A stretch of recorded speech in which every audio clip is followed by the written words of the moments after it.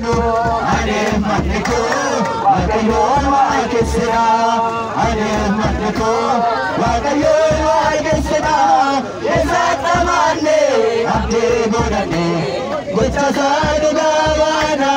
Isatamane, abdi godane, gochasadu gawana.